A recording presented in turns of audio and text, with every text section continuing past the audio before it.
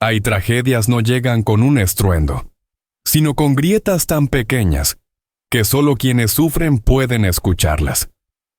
Soy Javier, tengo 72 años, y durante muchos años siempre creí que la familia era el último refugio de calidez para una persona mayor. Pero un día comprendí que la verdad no siempre es dulce. A veces es tan fría que congela el corazón. En mi propia casa, la que trabajé toda mi vida para proteger, las miradas empezaron a cambiar de color, y las palabras comenzaron a tener significados distintos. No a través de gritos, sino con una capa tenue de desprecio, escondida detrás de una sonrisa. Y fue a partir de ese silencio que comenzó mi tragedia.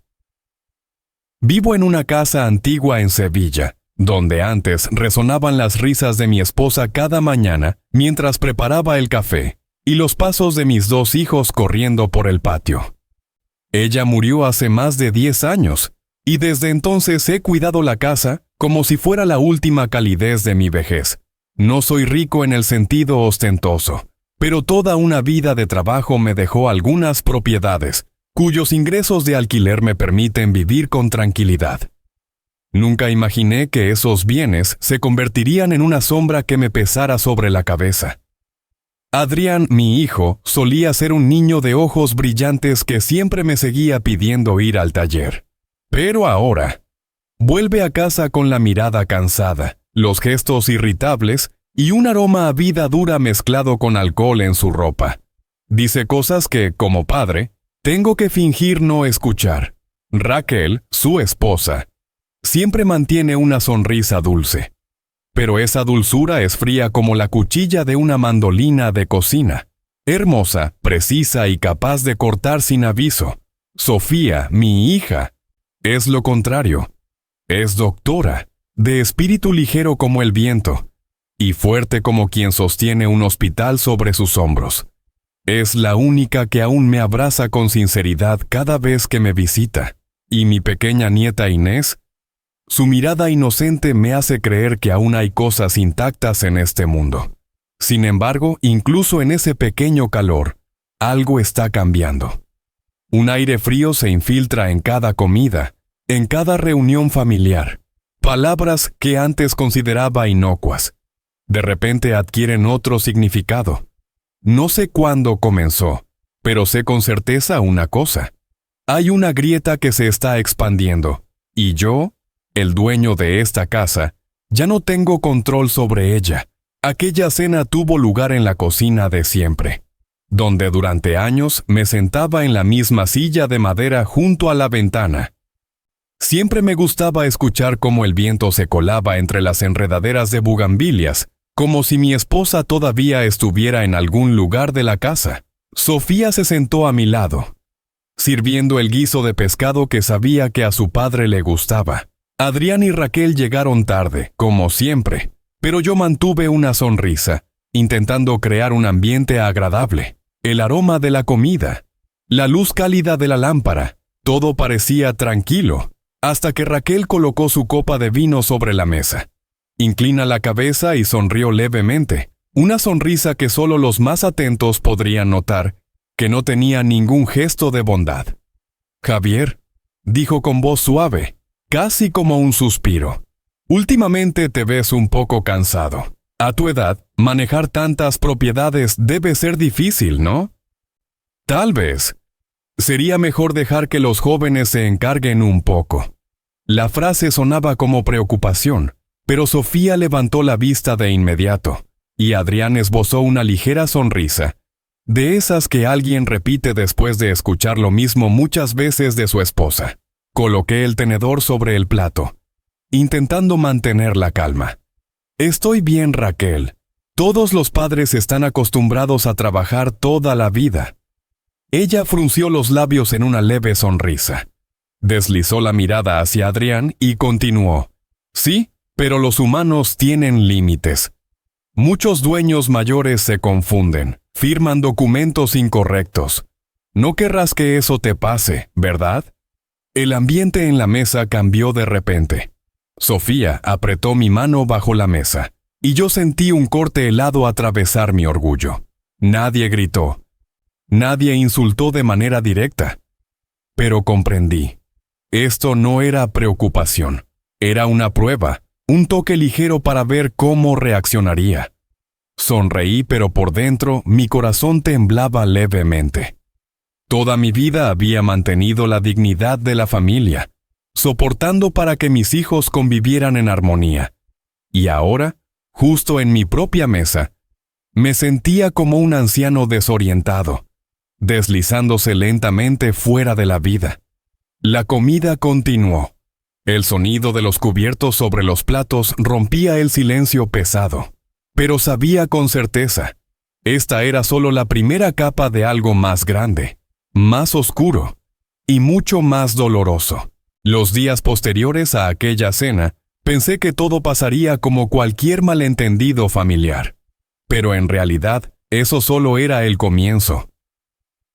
Raquel no volvió a decirme nada directamente, pero de alguna manera comencé a escuchar comentarios extraños de los vecinos, de viejos amigos, de personas que antes me saludaban con respeto especial por ser mayor y con cierta autoridad. Una mañana, al salir a la panadería de siempre en la esquina, la dueña, a quien conocía desde hace más de 20 años, me entregó una bolsa de pan y preguntó suavemente: «Don Javier, ¿se encuentra bien?» Me dijeron que últimamente anda confundido. Me quedé paralizado. ¿Confundido? ¿Quién dijo eso? Ella se puso incómoda y evitó mi mirada. Bueno, cosas que se comentan. Nada grave. Asentí lentamente, pero un nudo se formó en mi pecho. No soy de los que se alteran fácilmente, pero la sensación de ser juzgado antes de poder decir una palabra dolía más de lo que imaginaba. Al día siguiente, al ir al banco para revisar algunos detalles de los alquileres, la joven empleada me miró con una cautela excesiva. «Don Javier, si quiere, puedo llamar a alguien de su familia para ayudarle a revisar los documentos». Sonreí débilmente, pero en el fondo sentí un escalofrío. Su voz pretendía ayudar, pero sus ojos trataban a un anciano como si estuviera fuera de equilibrio, como alguien que necesita supervisión constante. ¿Quién estaba creando esa imagen de mí? No necesitaba preguntar mucho. La sonrisa de Raquel durante la cena apareció de repente en mi mente, suave, cortés, pero cargada de intención oculta. Los rumores se expandieron rápidamente. Un anciano olvidadizo, cansado, ya no muy capaz de razonar correctamente. Y lo más aterrador, no podía probar que estaba completamente en sus cabales, porque cuando alguien quiere creer en lo malo, no necesita evidencia. Empecé a notar que Adrián y Raquel visitaban menos la casa, pero cuando aparecían, siempre hablaban sobre seguridad de los bienes, edad avanzada, errores en los documentos. Cada frase era como una piedra más sobre mis hombros. Sofía, al notar algo extraño, se sentó a mi lado una mañana. «¿Papá? ¿Alguien dijo algo que te haya hecho sentir mal? Te he visto muy pensativo». Solo negué con la cabeza. No porque no quisiera contarle, sino porque un padre nunca quiere que su hija vea su debilidad. Esa noche, sentado solo en mi despacho, mirando los montones de expedientes que había ordenado cuidadosamente durante décadas, comprendí una verdad dolorosa. Estoy siendo apartado de la comunidad en la que he vivido toda mi vida. No es soledad común. Es un aislamiento deliberado. Y yo, en mi propia casa, estoy siendo empujado al margen sin entender por qué. Los rumores sobre mí aún no se habían calmado cuando, una tarde de marzo, recibí un sobre del banco. Recuerdo con claridad, el camino desde la puerta hasta la casa me pareció más largo de lo habitual, como si algo estuviera esperando para derribarme. Al abrir el sello pensé que solo era un aviso rutinario, pero entonces mis ojos se posaron en las palabras en negrita: requerimiento de pago por crédito pendiente. Era un aviso de un préstamo a mi nombre, un préstamo que jamás había firmado. Acerqué el papel, revisando la firma al final. Era mi nombre. La letra correcta, la inclinación exacta, incluso el pequeño giro final que había usado durante décadas. Pero sabía con certeza, no había firmado ese documento. Me senté en la silla, sintiendo como si alguien hubiera tirado el suelo de mis pies. Años de cuidado, décadas de experiencia administrando mis propiedades. Todo amenazaba con desmoronarse por el mero hecho de que alguien falsificara mi nombre. Esa noche, Adrián apareció en la casa. Sofía no lo acompañaba, solo él, con la mirada evasiva. Papá recibió un aviso de deuda. Dije directamente, ¿sabes algo de esto?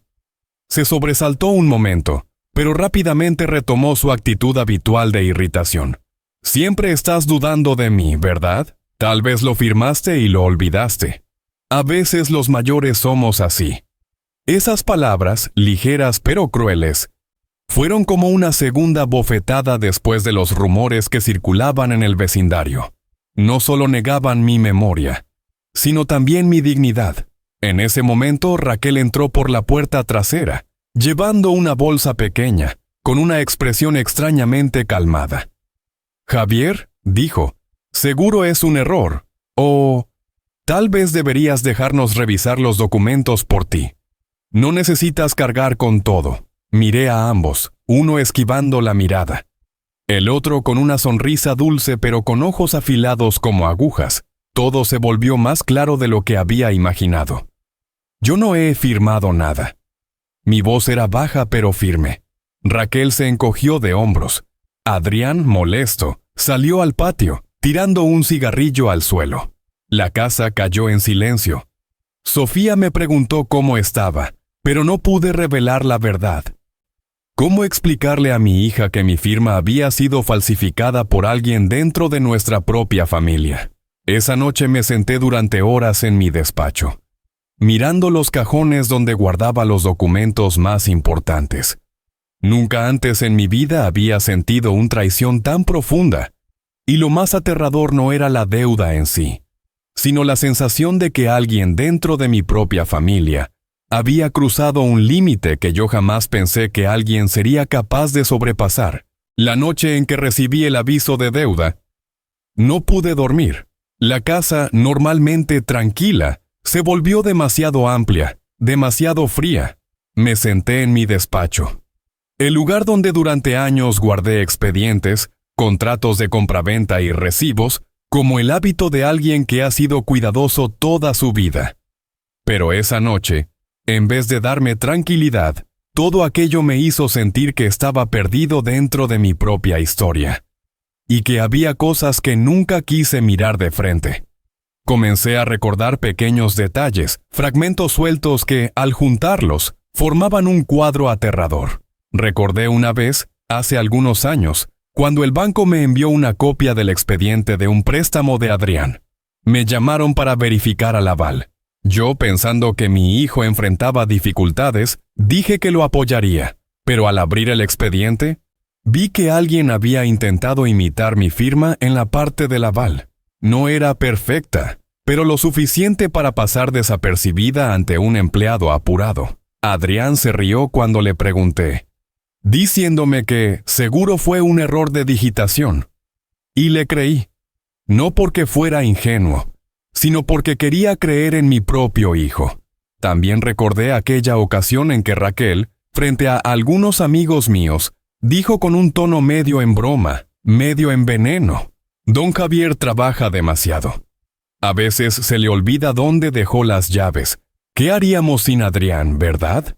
Todos rieron y yo me ruboricé, diciéndome que solo era un comentario inocente, pero pensándolo ahora, no fue preocupación. Fue un clavo pequeño hundido suavemente en mi dignidad. Después vinieron los viajes extraños de Adrián a Madrid, las sumas invertidas que prometió devolver pronto, sus evasivas cada vez que yo pedía detalles. Todo regresaba a mi mente, claro como el escenario iluminado cuando se levanta el telón. Recordé también la mirada de mi esposa en sus últimos años. Ella solía sentarme a su lado y decirme, «Javier, eres demasiado bueno. Hay personas, incluyendo a quienes queremos, que pueden aprovecharse de esa bondad. Yo reía y le decía que exageraba. Hoy, ojalá la hubiera escuchado mejor. Sentado en la oscuridad, me sentí como alguien que acaba de despertar de un largo sueño. No porque no hubiera visto estas señales antes, sino porque decidí ignorarlas. Amaba tanto a mi familia que me convencí de que todo estaría bien. Pero esa noche, al unir cada pieza, solo quedé con una fría verdad. La traición nunca llega de golpe. Llega cuando nos negamos a verla. Y yo, Javier Serrano, había cerrado los ojos durante demasiado tiempo. Aquella fiesta de cumpleaños debía haber sido un día cálido. Sofía había preparado todo desde temprano. La paella que a mí me gusta, el pastelito que Inés eligió especialmente para mí, y unas margaritas blancas sobre la mesa. Las flores que mi esposa solía amar. Me encontraba en medio del patio, mirando a los vecinos, amigos y algunos familiares que habían venido a felicitarme. En ese instante, pensé que tal vez la vida aún me dejaba un poco de paz para aferrarme, pero la paz resultó ser solo una capa frágil. Adrián llegó tarde. Al entrar emanaba una energía que cambió el ambiente de toda la sala. Camisa arrugada, ojos enrojecidos, aliento cargado de alcohol. Raquel lo seguía detrás con una sonrisa forzada, diciendo que su esposo había tenido un día largo. No lo reproché, hasta que él avanzó directamente hacia mí, sin abrazarme, sin felicitarme, mirándome como si yo le debiera algo. «Papá», dijo con voz baja pero amenazante, «necesito 350,000 euros. Hoy, no mañana. Hoy». Me quedé quieto, intentando mantener la calma frente a todos.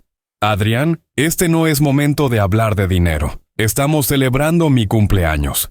Él entrecerró los ojos y se acercó más. «Tú tienes dinero. Yo no. Entonces, ¿qué hay de malo en que me ayudes? ¿O es que ya no entiendes nada?» Sofía lo escuchó y corrió hacia nosotros, pero Adrián apartó su mano con un golpe. Toda la sala quedó en silencio. Las conversaciones se apagaron, dejando solo miradas de asombro, incomodidad y lástima. «No te voy a dar esa cantidad», dije despacio.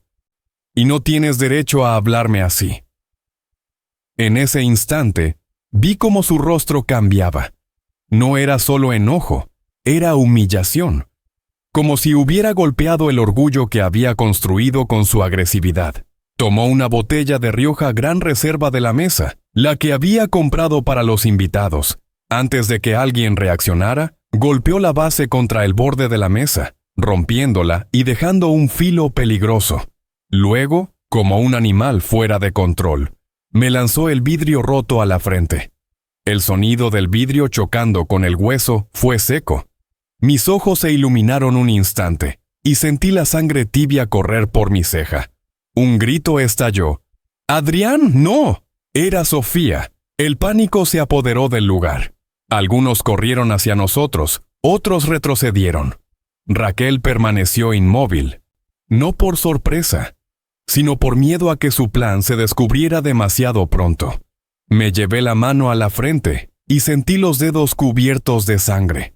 Dolía, sí, pero lo que dolía aún más era que el hijo que una vez cargué en mis brazos acababa de humillarme frente a todos. Respiré profundo y mantuve un tono increíblemente sereno, incluso para mí mismo. «Tranquilos, esto también es un regalo». Esas palabras no eran perdón. Era una declaración silenciosa de que no me derrumbaría allí, ni frente a ellos, ni ante nadie. Pero por dentro, entendí con claridad, la línea había sido cruzada, y desde ese momento, no había vuelta atrás. Una mañana tranquila, Sofía llegó a verme con una expresión distinta, como alguien que acababa de despertar después de una noche sin dormir. En vez de sentarse a tomar café como siempre, me llevó a un rincón de la sala y dijo en voz baja: «¿Papá?». Escuché algo que no debería haber escuchado. La miré, esperando una explicación. Sacó su teléfono, abrió una grabación, y en cuanto escuché la voz, Sentí que todo mi cuerpo se helaba. Era la voz de Raquel, calmada, suave, como si hablara de asuntos domésticos. Del otro lado había una voz masculina, grave y áspera.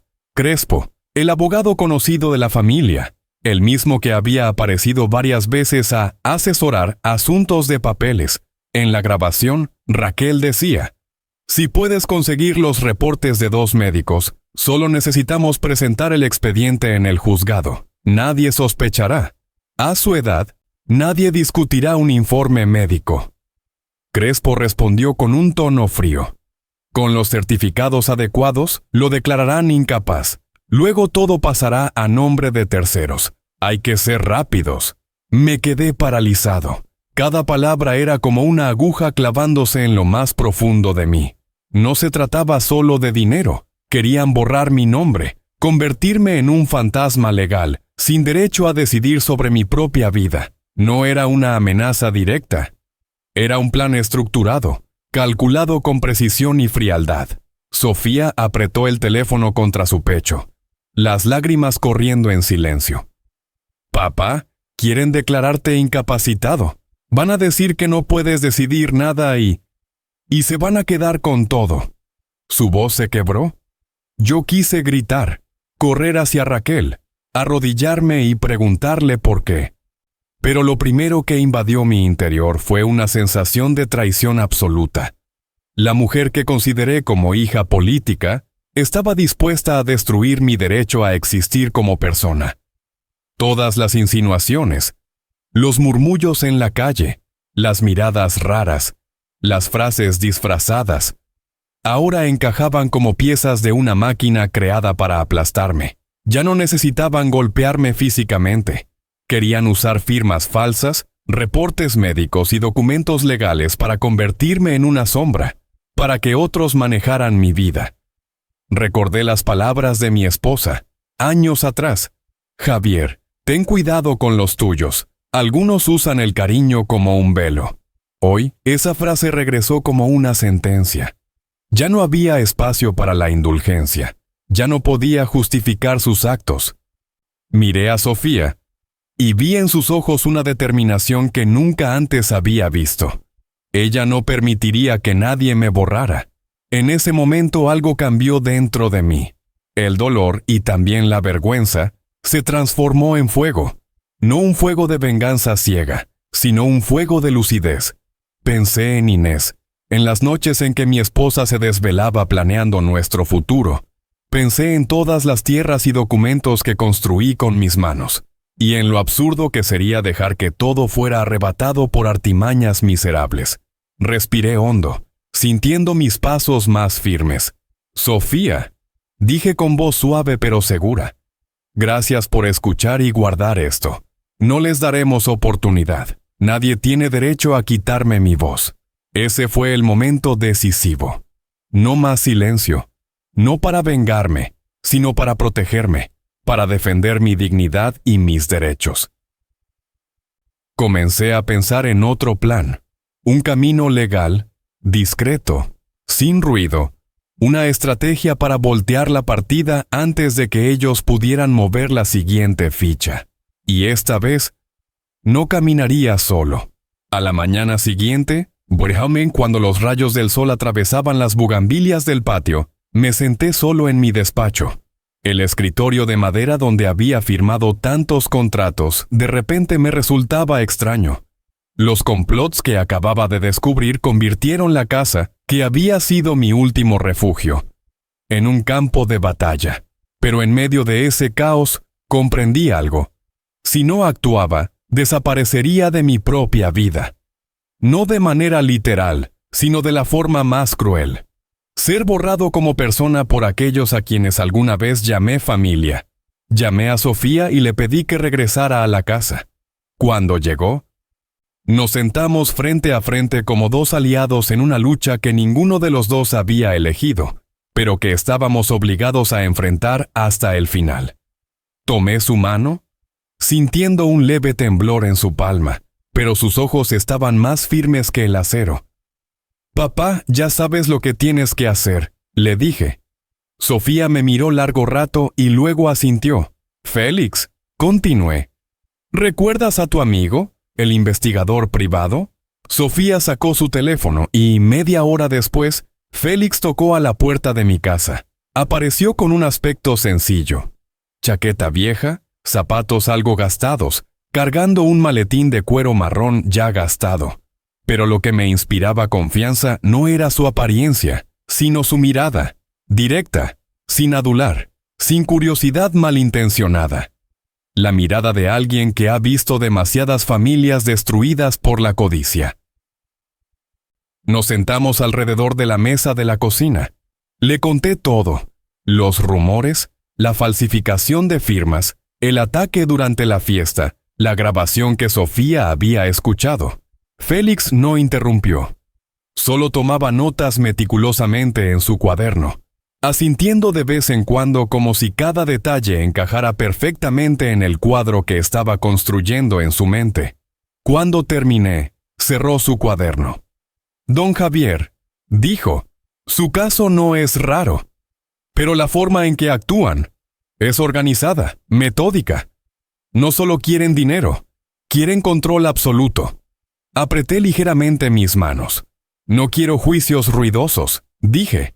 Quiero protegerme sin dañar la dignidad de la familia. Félix asintió, como si lo hubiera anticipado. Seguiremos la vía del silencio, dijo. El silencio no es debilidad, es estrategia. Si reacciona demasiado pronto, borrarán las pruebas. Si denuncia directamente, dirán que está paranoico, tal como ellos lo planean. Sofía se sentó junto a mí, con los ojos brillando. Entonces, ¿por dónde empezamos? Félix abrió de nuevo su cuaderno. Primero, debemos recolectarlo todo: documentos originales, mensajes, cartas del banco, fotos de las heridas durante la fiesta. Y lo más importante, necesitamos pruebas de que están preparando informes médicos falsos. Cuando tengamos suficiente, lo entregaremos a la persona correcta, de manera anónima. Asentí. Por primera vez en muchos meses, sentí una pequeña chispa de control. Mi resistencia no comenzó con gritos ni ira. Comenzó con una decisión simple, pero tan pesada como una roca. No permitiré que me borren de mi propia vida. A partir de ese día, ya no era el padre sumiso. Me convertí en un hombre mayor consciente de su valor y dispuesto a protegerlo con todo lo que la dignidad me permitiera. La resistencia silenciosa comenzó reuniendo documentos y observando cada movimiento, pero Félix pronto me dijo algo importante. Don Javier, proteger la dignidad es una cosa, pero proteger sus bienes, lo que ellos buscan, es otra. Debemos cerrar todas las puertas antes de que ellos intenten abrirlas. Esa frase me hizo reflexionar durante muchas noches. Sabía que Adrián y Raquel no querían solo una parte, querían todo. Y si lograban declararme incapacitado, me convertiría en un títere dentro de mi propia casa, mientras ellos controlarían todo. Sofía fue quien mencionó la primera solución. Papá, fideicomiso. En Cádiz hay un notario con el que trabajé antes. No tiene relación con nadie en Sevilla. Es más seguro. Miré a mi hija. La madurez en su voz me llenó de orgullo y al mismo tiempo de dolor. No debería involucrarse en esto, pero ya estaba implicada. Por su lealtad, que solo un hijo que realmente ama a su padre puede tener. 2 días después, manejamos hacia Cádiz. El cielo ese día era de un azul extraño, y la luz del sol reflejándose en el mar parecía reconfortarme antes de un nuevo capítulo de mi vida. Me senté en el asiento trasero, sosteniendo los expedientes que Félix había preparado: contratos originales, documentos de propiedad, estados de ingresos, cada hoja impregnada con el sudor de toda mi vida. La oficina del notario estaba en una calle tranquila cerca de la playa. Era un hombre mayor de 60 años, cabello gris peinado con cuidado, voz grave y mirada de alguien que ha visto demasiadas familias destruidas por la codicia. Escuchó mi relato sin interrumpir ni una sola vez. Cuando terminé, suspiró suavemente, como si la historia ya no le sorprendiera. Señor Serrano, dijo, su caso es muy claro.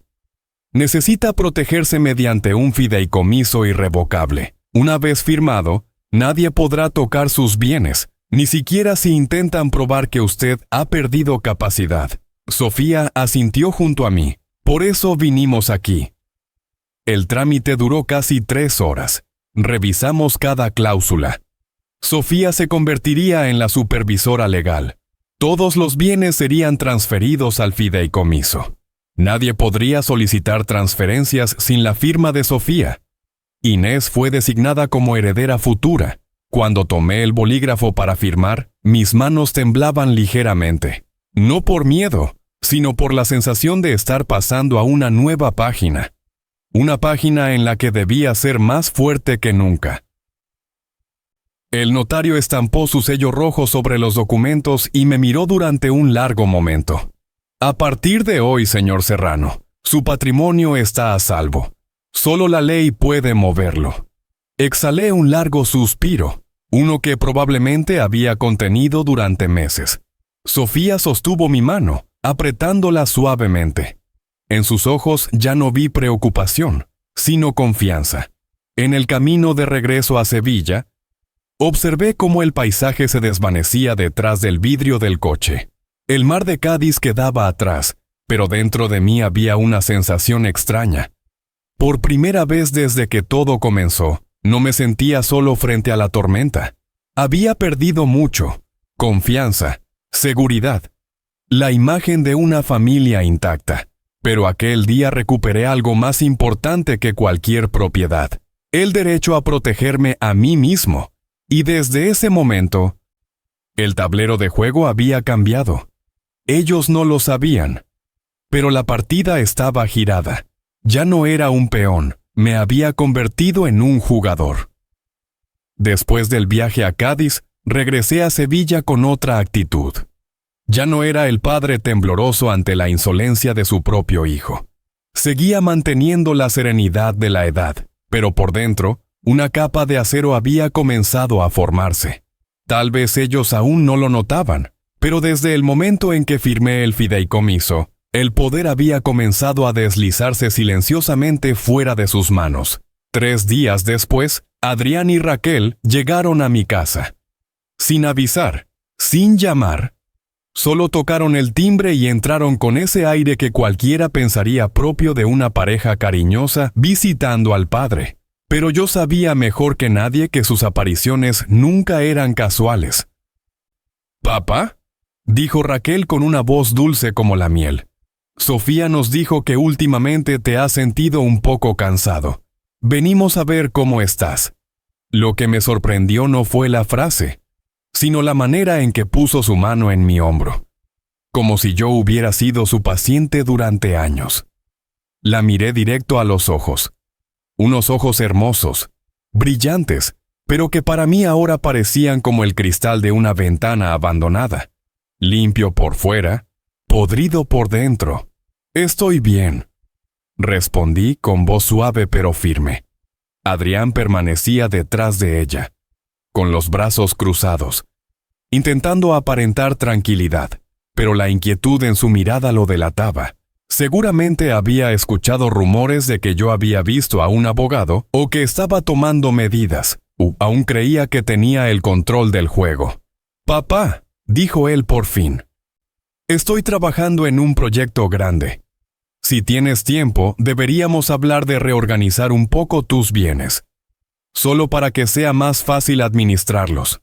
Esa frase, para alguien que no conociera todo el complot, podría sonar como preocupación genuina, pero ahora lo entendía perfectamente. Era el plan avanzando. Querían que creyera que reorganizar mis bienes era algo natural y que yo ya no tenía fuerzas para hacerlo solo.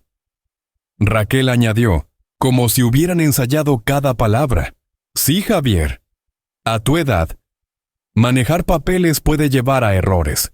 Si dejas que Adrián tome algunas responsabilidades, todo será más sencillo. No necesitas estresarte».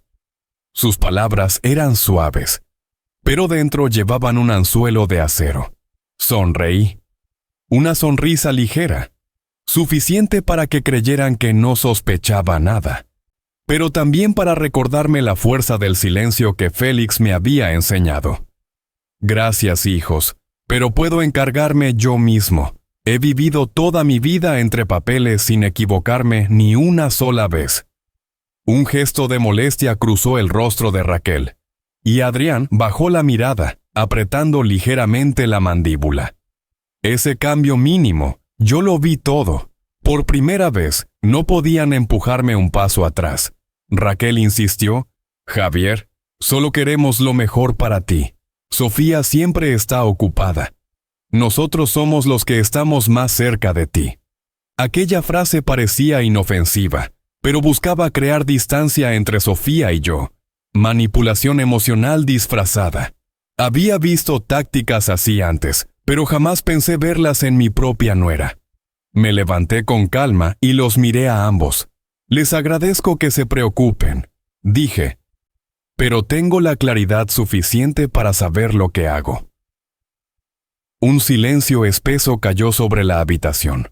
Raquel frunció los labios. Adrián se dio vuelta. No sabían que el fideicomiso ya había cerrado todas las puertas hacia mis bienes. Tampoco sabían que Félix reunía pruebas cada día. Aún pensaban que yo era el anciano fácil de manipular, de engañar, de doblegar. Estaban equivocados. Cuando la puerta se cerró detrás de ellos, me senté y exhalé un largo suspiro. No de miedo, ni de cansancio, sino porque reconocí algo. Ya no estaba resistiendo. Estaba contraatacando. Y desde ese instante, supe con claridad, la batalla había entrado en una nueva fase. Las semanas después de aquel tenso encuentro, mantuve una apariencia de normalidad. Seguía yendo a la panadería cada mañana, cuidando las bugambilias del patio, caminando hacia la plaza como siempre. Raquel y Adrián seguramente pensaban que su plan seguía avanzando sin obstáculos. No sabían que cada gesto, cada palabra, cada paso suyo, estaba siendo observado a distancia por Félix, y la red que él había dispuesto en silencio. Una tarde, Félix llamó a Sofía y a mí para que fuéramos a su casa. Su voz era tan seria que bastó escucharla por teléfono para saber que algo grande había ocurrido. Al llegar, no nos recibió en la cocina como de costumbre, sino que nos condujo a su despacho y cerró la puerta con suavidad. «Tenemos la llave de oro», dijo. «Tenemos algo que puede destruir todo su complot». Abrió su maletín de cuero marrón. Ya gastado, sacó una memoria USB y la conectó a la computadora. La pantalla se iluminó. Tras unos segundos de estática, apareció la imagen de una cámara oculta, una habitación pequeña, una mesa de madera y Raquel sentada frente a Víctor Crespo. Un escalofrío me recorrió la espalda desde el primer segundo. Raquel se inclinó hacia Crespo y dijo, con voz baja pero clara: «Los informes tienen que parecer reales. Necesitamos que el psiquiatra afirme que Javier ya no puede tomar decisiones. Si no, el juez no lo aceptará». Crespo no levantó la vista. Solo pasó las hojas frente a él. 2 profesionales, cada uno 100,000. Con eso, el informe queda blindado. Raquel asintió sin dudar. Perfecto. Sentí como si alguien hubiera abierto mi pecho con un cuchillo. Una cosa era que quisieran mis bienes. Otra, mucho más cruel, era que quisieran probar legalmente que yo había perdido la razón. No para protegerme, sino para borrarme de mi propia vida. Sofía llevó una mano a su boca, pálida. No lloró en voz alta, pero vi su corazón romperse frente a mis ojos. Félix se acercó y puso una mano firme en mi hombro, como si supiera que estaba a punto de derrumbarme. «Don Javier, este video es evidencia incontestable. Ya no hablamos de sospechas ni de teorías. Esto es conspiración, un plan completo, ejecutado de forma profesional». Seguí mirando la pantalla. Vi a Raquel sonreír cuando Crespo dijo que él no alcanzará a reaccionar. Vi cómo hablaban de mí como si fuera un objeto, algo que debía transferirse de un dueño a otro. Pero lo que más me desgarró no fue Raquel, fue Adrián. Aunque no aparecía en el video, su nombre era mencionado una y otra vez. Adrián necesita el control. Adrián no puede esperar. Adrián firmará cuando todo esté listo.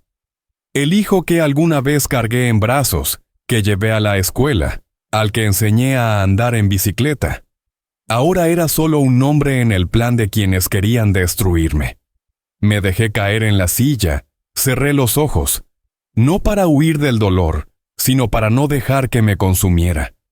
Recordé algo que Félix me había dicho. El silencio es un arma. Y ese día entendí más. Soportar también es permitir que el enemigo se rebele por completo. Sofía tomó mi mano. Papá, lo siento.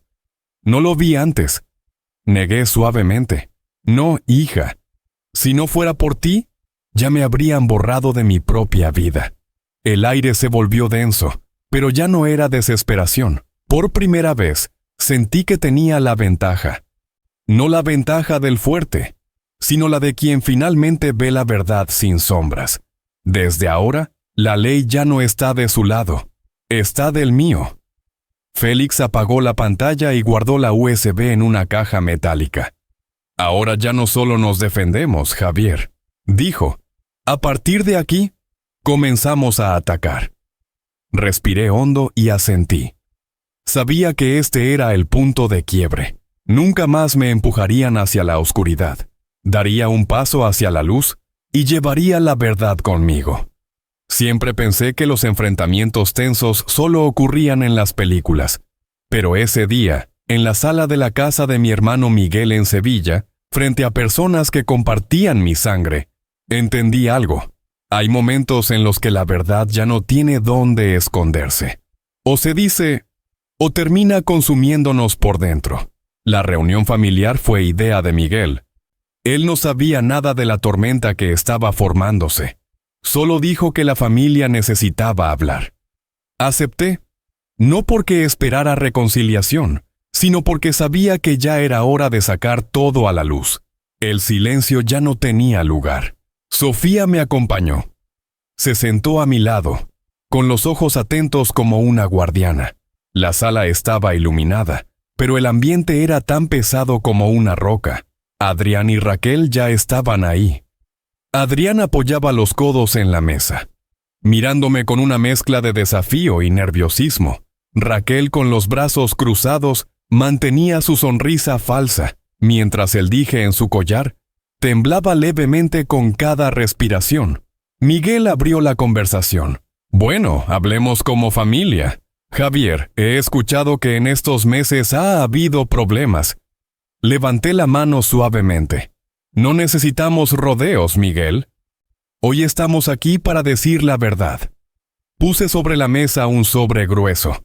Dentro estaban las copias del video que Félix había obtenido, grabaciones de audio, documentos bancarios, estados de cuenta con firmas falsificadas y hasta fotos de la botella rota que me había cortado la frente. La sala quedó en silencio absoluto. Miré directamente a Adrián.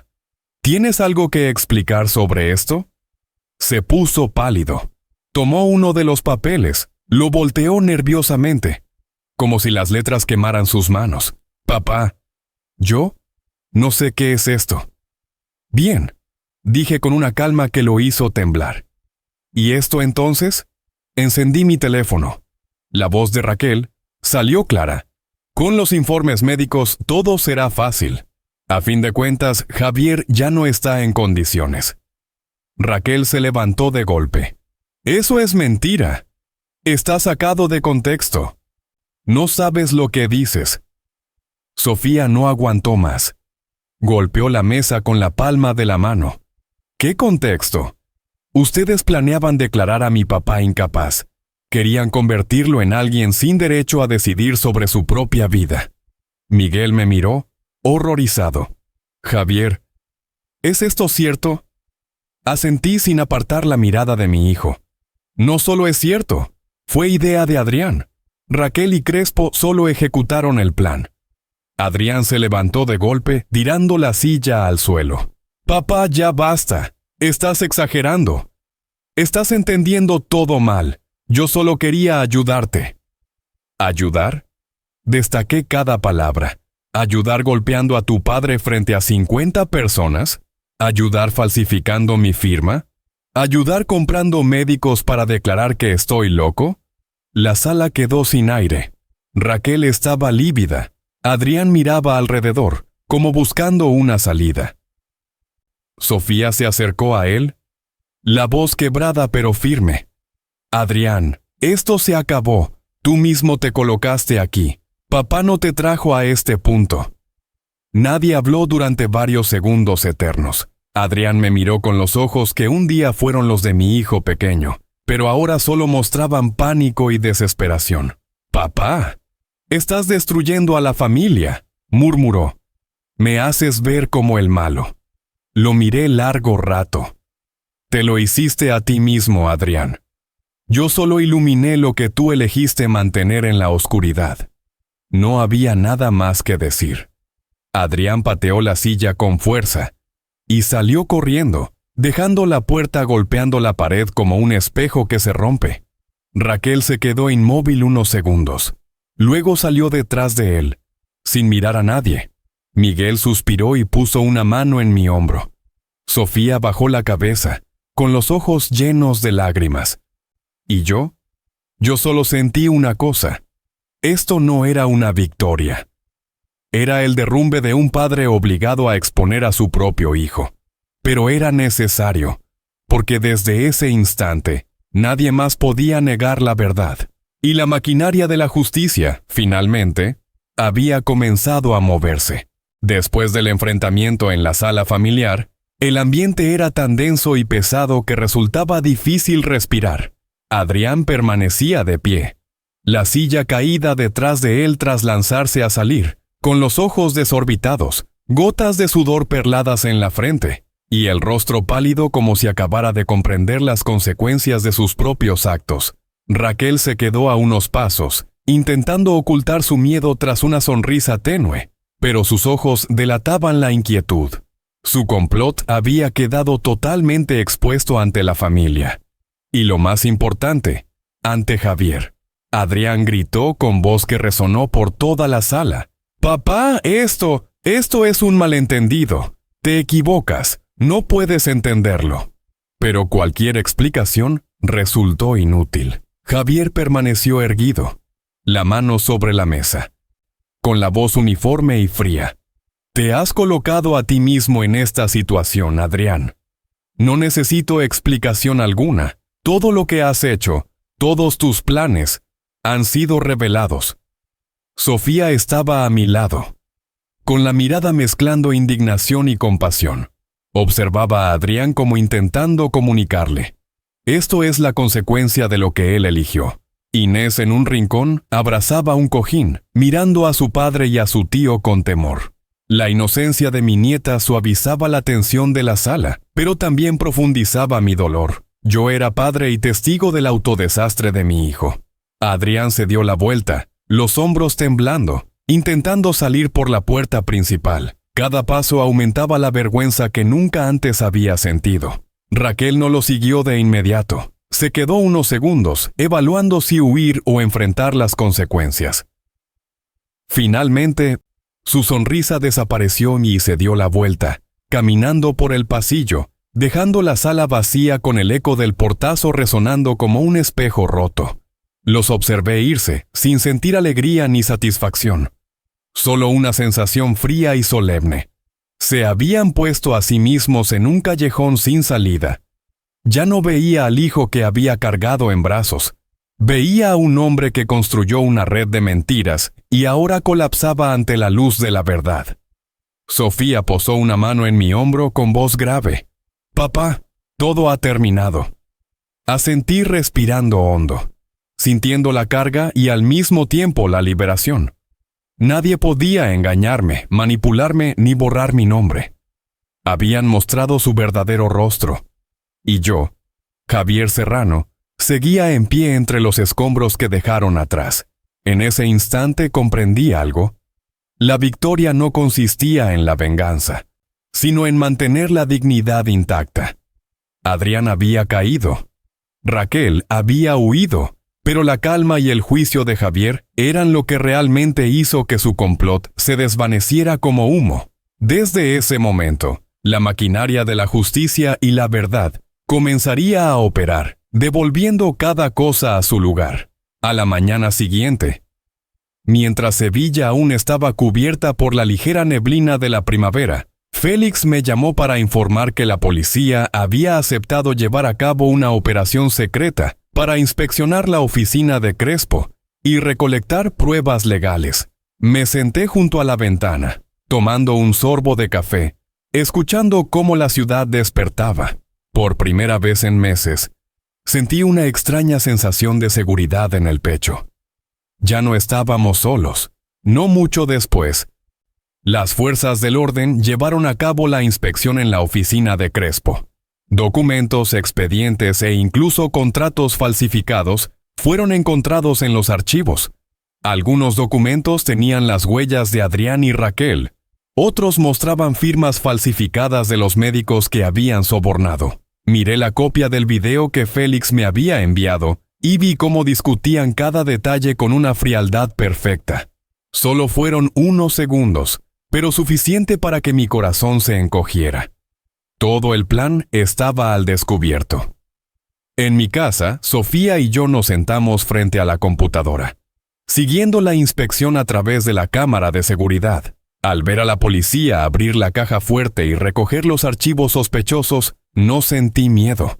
En su lugar, una satisfacción silenciosa me invadió. No era alegría por el castigo que Adrián recibiría, sino porque la verdad finalmente se había revelado. Pasó un minuto de silencio. Recordé los meses de sufrimiento, las insinuaciones de Raquel, los rumores en la calle, la sonrisa falsa, las veces que Adrián mostraba su arrogancia en la mesa. Todo eso ahora encajaba como piezas de un rompecabezas que la justicia estaba armando. Félix me miró, con ojos serios pero cálidos. Don Javier, este es el paso más importante. Ellos se han delatado a sí mismos. No hay vuelta atrás. Ahora la ley y la evidencia están de su lado. Respiré hondo, sintiendo cómo el peso en mi pecho se aligeraba parcialmente. Sabía que a partir de ese momento, Adrián no podría negar lo ocurrido. Raquel tampoco podría ocultar su participación. Aquellos que creían ser más astutos que todos, habían caído en la trampa que ellos mismos habían construido. Esa noche, al regresar a casa, me senté solo en mi despacho, la luz de la lámpara iluminando cada hoja de los documentos que acababa de firmar en el fideicomiso. El espacio estaba silencioso, solo interrumpido por el viento moviendo las ramas frente a la ventana. Sonreí, no de alegría, sino porque la verdad finalmente estaba de mi lado. La traición de Adrián y Raquel, el plan meticulosamente preparado, ahora solo eran papeles, videos y una lección profunda. La violencia, el engaño y la codicia finalmente serían expuestos por la ley y la conciencia. Sabía que la batalla aún no había terminado por completo, pero por primera vez en meses me sentí firme. Había recuperado el control de mi vida, y desde aquí todo volvería a su lugar. Después de la intervención legal, el ambiente en Sevilla parecía más ligero, pero el silencio estaba lleno de tensión. Me senté en mi despacho, Sofía a mi lado. Sin apartar los ojos del teléfono, Félix seguía actualizando cada movimiento de Adrián y Raquel. Sabíamos que aún no habían agotado sus recursos, pero lo inesperado ocurrió solo unas horas después. Raquel se comunicó con nosotros, pero esta vez no era para amenazar ni intimidar. Quería hablar. Me sorprendió un poco. No sabía si alegrarme o mantener la guardia. Sofía se inclinó hacia mí, con la mirada seria, recordándome que debía mantenerme alerta. Cuando Raquel apareció en la puerta, ya no tenía la sonrisa falsa habitual. En su lugar, su rostro mostraba preocupación e inquietud. No era miedo hacia Javier, sino hacia Adrián, el mismo con quien había conspirado y que ahora la había puesto en una situación peligrosa. Javier, comenzó Raquel con la voz temblorosa. Yo no tengo otra opción. Adrián, él va a destruirlo todo. No quiero verme involucrada más. Me incliné, manteniendo silencio. Sofía se quedó junto a mí con la mirada alerta. Sabía que Raquel era ambiciosa, pero ahora comenzaba a mostrar su verdadera naturaleza. No solo conspiraba contra mí, sino que estaba dispuesta a traicionar a su propio aliado para salvarse. Raquel suspiró y continuó. Adrián, es demasiado agresivo e impulsivo. Si seguimos, nos atraparán antes de completar el plan. No puedo arriesgarme más. Debo cooperar con usted. Sofía apretó los labios y negó con la cabeza, pero sentí un extraño alivio. Raquel ya no era la amenaza directa. Ahora Adrián sería quien asumiría las consecuencias. Este era un giro importante. Los que parecían aliados se convertían en el primer peón en el tablero que ellos mismos habían creado. Me levanté lentamente, caminando hacia Raquel, mirándola fijamente. Has elegido tu camino, y ahora vas a decirlo todo. No quiero nada más que la verdad. Raquel asintió, con los ojos llenos de miedo y arrepentimiento. Comenzó a relatar con detalle cada paso que Adrián y Crespo habían planeado. Desde sobornar médicos hasta preparar informes falsos, pasando por documentos bancarios, y cómo creían que yo no lo notaría. Cada palabra era como una piedra golpeando mis recuerdos, dolor, indignación, pero también claridad.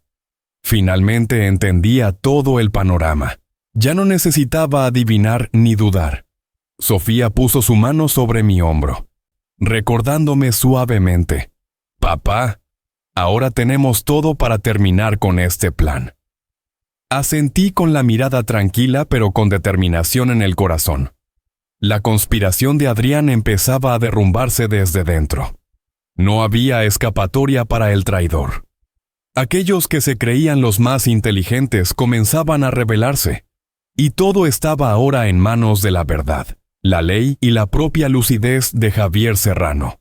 En ese instante, comprendí. Este era el punto de inflexión final, antes de que la maquinaria de la justicia comenzara a moverse, devolviendo cada cosa a su lugar. Semanas después de que Raquel confesara todo, la policía y las autoridades legales comenzaron los trámites formales.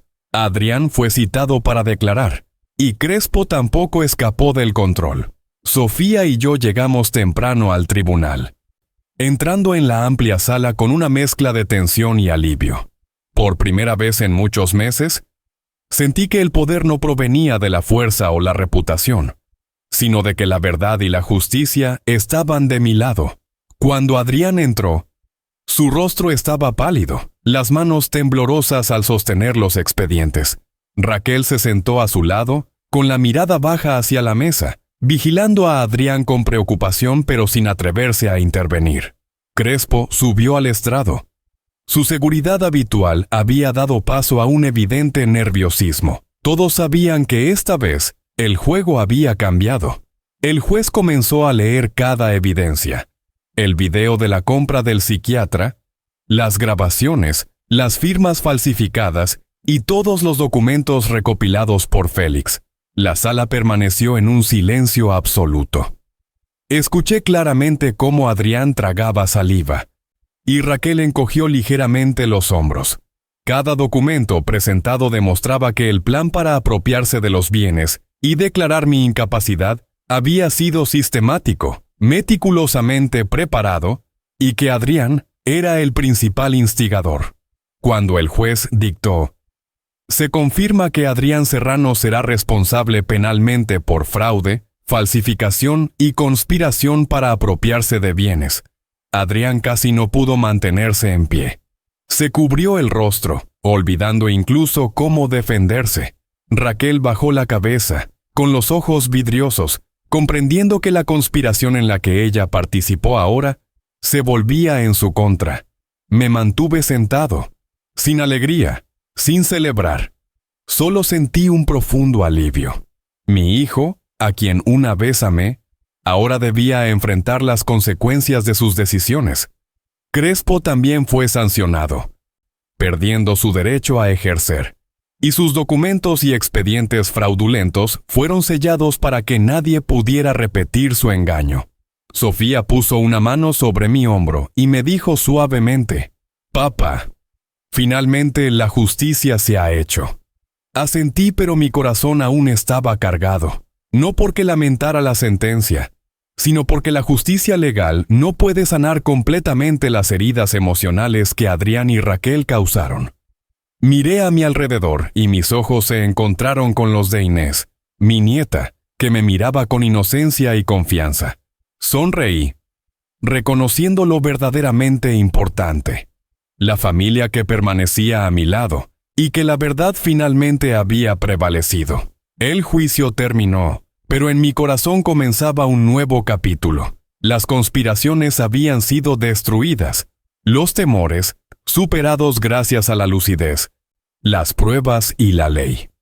Javier Serrano permanecía firme, no por fuerza física, sino por la verdad y el poder de la justicia. Cuando el juicio terminó, Sevilla recuperó su tranquilidad habitual. Pero dentro de mí, Javier Serrano, todo había cambiado para siempre. Caminaba solo por el camino hacia mi casa, cada paso pesado, como arrastrando todo mi pasado. Un pasado lleno de traiciones, desprecios y amenazas. El aire cálido de la tarde suavizaba un poco la sensación, pero el vacío interno seguía intacto, profundo. Sofía caminaba a mi lado, sin decir palabra. Mi hija sabía que en ese momento ninguna palabra podía reparar el daño pasado. Tomó mi mano, apretándola lo suficiente para darme un poco de fuerza, recordándome que, por cruel que fuera todo, no estaba solo.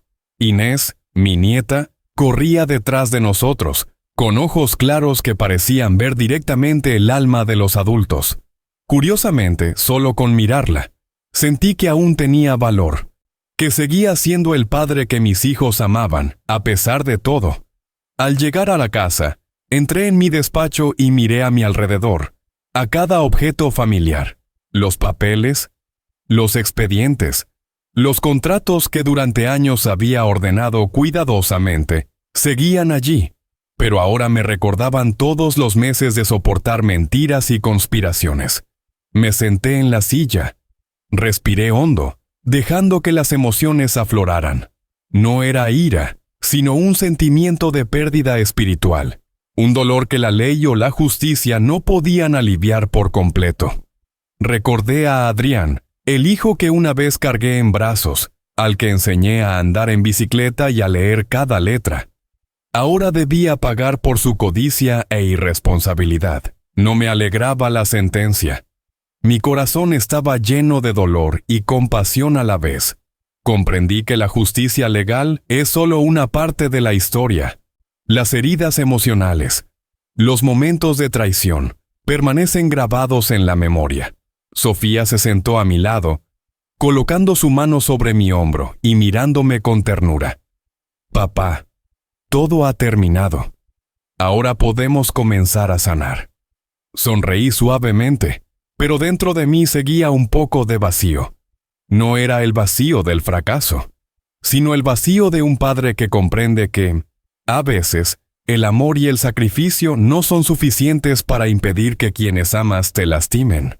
Miré a Inés, mi nieta, con ojos claros e inocentes. Aún no conoce toda la verdad, pero precisamente su mirada me hizo comprender que la familia que queda es lo más importante. He atravesado meses oscuros, pero ahora, gracias a Sofía e Inés, puedo sentir un rayo de luz de fe y cariño. Aquella noche, me senté junto a la ventana, observando cómo el sol se ponía sobre los tejados. El viento fresco ya no me hacía temblar como antes. En mi mente resonaban las palabras de mi difunta esposa. «Javier, mantén tu dignidad, porque nadie tiene derecho a arrebatártela». Exhalé profundamente, dejando que todo el dolor, la pérdida y las heridas emocionales se asentaran. Esto no era un final, sino un momento de pausa necesario para preparar el siguiente paso, el paso en el que Javier Serrano usaría la fuerza de su lucidez, conocimiento y corazón para crear algo más grande que él mismo. Tras todos los acontecimientos, las heridas y los complots revelados, Javier Serrano se encontraba en el balcón de su casa, contemplando el patio familiar donde antes resonaban las risas de sus hijos y nietos. Sin Adrián, sin Raquel, todo había vuelto al orden establecido por la ley. Pero dentro de Javier, la sensación de triunfo no era estruendosa, sino profunda y serena. Sabía que la justicia se había cumplido, pero las heridas emocionales permanecían, recordándole el verdadero valor de la vida, la dignidad y la justicia. Sofía estaba a su lado, con una mirada llena de ternura, recordándole que proteger no solo implica lo material o legal, sino también lo espiritual, el cuidado y la compasión. Inés corría por el patio, su risa cristalina resonando en el espacio tranquilo, como un bálsamo que sanaba las últimas heridas. Javier sonrió, sintiendo la cálida conexión con las dos mujeres más importantes de su vida. En las semanas siguientes, Javier comenzó a implementar un plan que había concebido durante mucho tiempo. La creación de la Fundación Nuevo Amanecer, una organización para proteger a los ancianos, especialmente a aquellos que han sido traicionados, aprovechados o abusados dentro de sus propias familias. Sofía asumió la gestión directa, mientras que Inés, a pesar de ser pequeña, aprendía que la fuerza no solo proviene del poder, sino también de proteger y cuidar a quienes lo necesitan. El día de la inauguración de la fundación, Javier se presentó ante un grupo de personas mayores, con rostros marcados por los años, muchos de ellos habiendo experimentado traición, soledad e impotencia. Los observó recordándose a sí mismo los meses en que Adrián y Raquel lo habían menospreciado, burlado y engañado. Con voz grave y cargada de peso, dijo: «No podemos elegir lo que ha sucedido, pero sí tenemos derecho a protegernos a nosotros mismos y a los demás. La verdad y la dignidad son bienes invaluables, y hoy comenzamos un nuevo capítulo». Esas palabras resonaron no solo en los presentes, sino en el corazón de Javier. Sabía que a partir de ese momento, su dolor personal se transformaría en fuerza comunitaria, ayudando a otros a no experimentar la sensación de abandono, abuso o humillación que él había sufrido. Cuando el sol se puso, su luz final iluminó los tejados y el patio. Javier sintió una paz rara vez experimentada. Ya no había miedo, ni complots secretos. Solo quedaban la confianza, la compasión y la lucidez para guiar los pasos futuros. Sonrió, consciente de que la vida continuaba, pero esta vez, para él y para aquellos a quienes ayudaba, cada amanecer era realmente un nuevo comienzo. Y desde aquel patio en Sevilla, Javier Serrano comprendió que el dolor podía haber devorado su corazón, pero la dignidad, la verdad y el valor siempre encontraban la manera de brillar, como un nuevo amanecer, pese a toda la oscuridad atravesada.